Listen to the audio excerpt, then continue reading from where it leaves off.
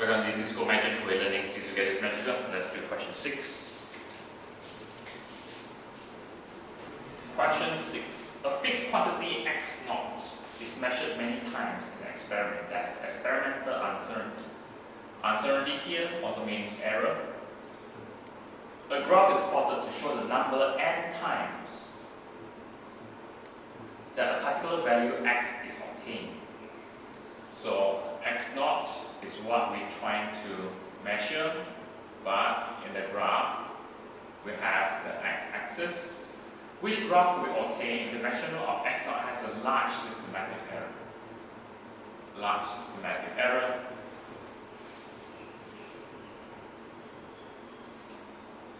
But a small random error. So when it comes to the before graphs given, the most important thing is to understand the control experiment. Control experiment means that if this is the number of times that you measure it, this is x and this 0. Let's say, for example, your x naught here. Most of the time, you want a value that looks like this. Means you have a peak at x naught. And majority of the times when you do the measurement, the experiment, it gives you the true value. Okay? So you can say that this one has accuracy very high, precision very high. Compared to a graph like this, where you have x naught here, number of times, and x here, but the graph looks something like this. You can already see here majority of times very close to n. That's why precision is very, very close. But here you notice quite spread out more. The experiment, the more time do it, the values is not that accurate, but it is accurate because they are both at x naught peak, but it's not that precise. Okay? So here the peaks still match, so accuracy yes, but precision no. We can only say precision is no because we have reference to this graph. Okay? We can see the difference. So it's easy to say precision in this case is not that precise.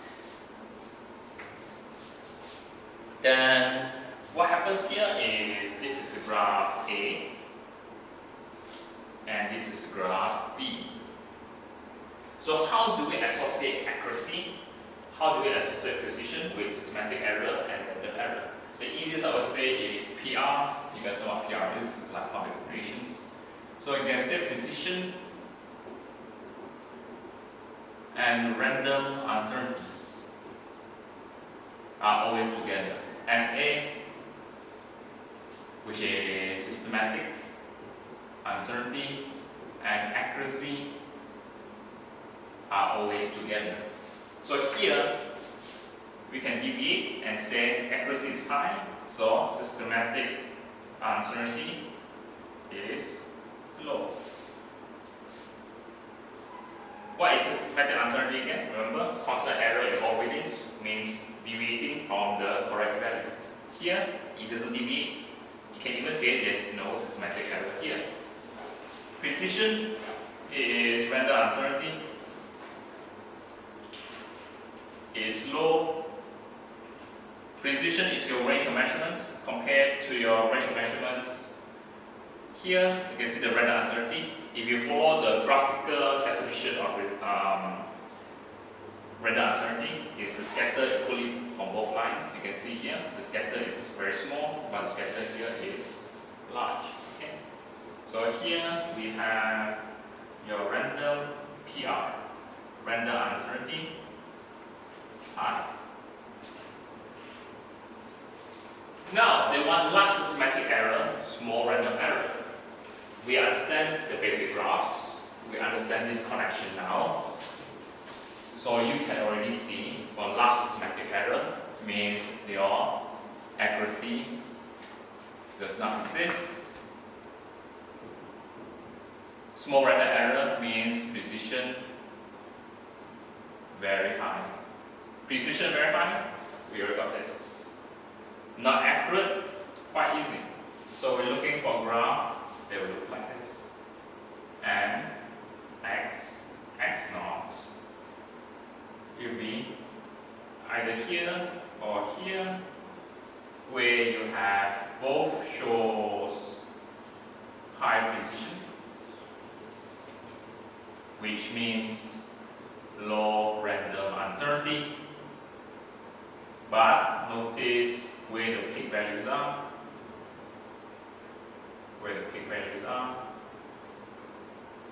The x are this far away from the x0. So you got minus x value here, hard minus x value here.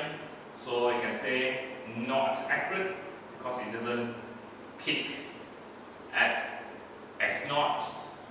Therefore, large systematic uncertainty. And that will give you your graph of C, which is this graph here. Okay, so I hope you understand this video.